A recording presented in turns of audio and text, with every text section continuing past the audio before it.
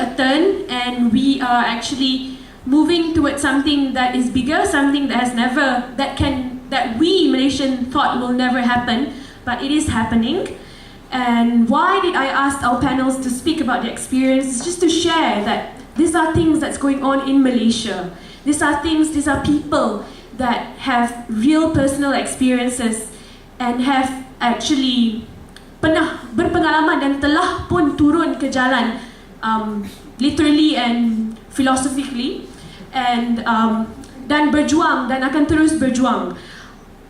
I also actually came across in Google, Mr. Google, that Mr. Sharat actually in 2006 he was awarded Nippon Foundation Asian Public Intellectual Fellowship, and he spent a year in the Philippines and Thailand, and he also worked in human activism, in election monitoring in Indonesia and Sri Lanka. So in our rap session, can you just tell us your experience again? What was it like? My experience of working there, seeing. Just being out of Malaysia and witnessing all.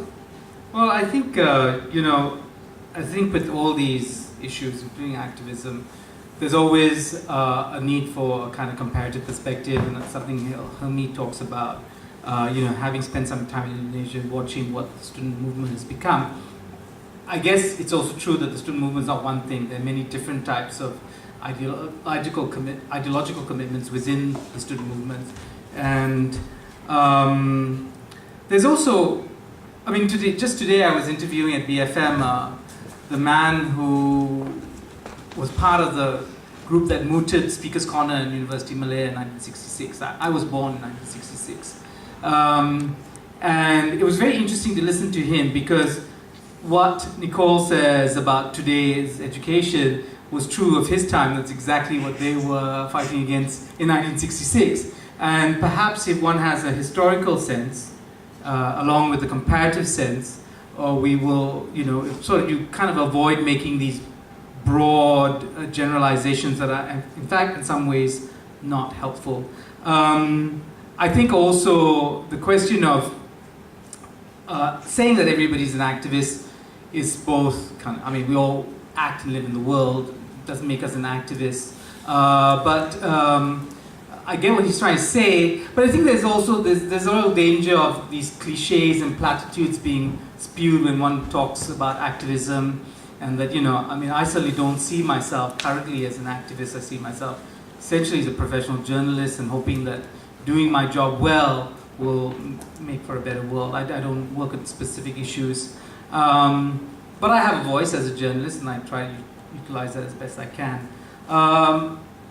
Being in being in Thailand and Philippines, and having done election monitoring in Indonesia, and having Indonesian friends and visiting, I think I've learned that in many countries, people have struggled with the situation in different ways, and it's not always a question of just having the right values. That's just one part of a very complex way in which societies change. It's not just about if you're true to your values, which is very nice to hear, very easy to say, but not necessarily how things actually operate.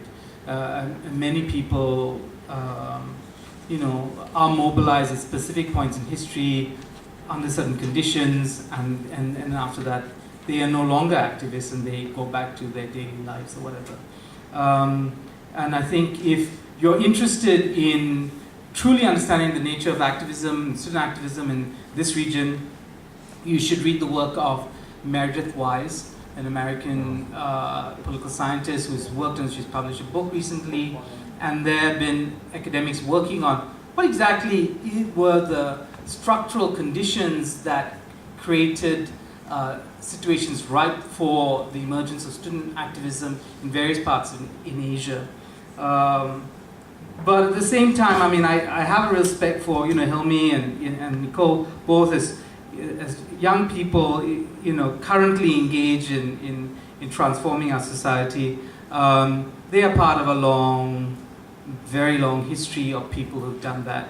I brought along a little book that was published a couple of years ago, and it's actually the diaries of Kamal Bamadhaj, who was also a Malaysian, also an activist who died in the Dili massacre in 1991, 92, I forgot the year. And it's called Aksi Right. It's written, put together by his sister posthumously, and it's something that Malaysians should read. Only, you know, one day perhaps Nicole will write his memoirs, you know, and be made into a movie. no, I mean, these are important stories to tell, right? But we need to also to have a little bit of modesty, I think, and humility in the face of a very complex history with regard to activism. You know, I think Malaysia suffers from too many heroes bubbling forth too quickly, and then I don't think we need that. I think what we need is people can think clearly, speak simply, and be very penetrating in their analysis of what's actually happening in our societies. I think the rhetoric can sometimes hinder us from actually moving forward. Okay, Hilman, penggulungan. Manakah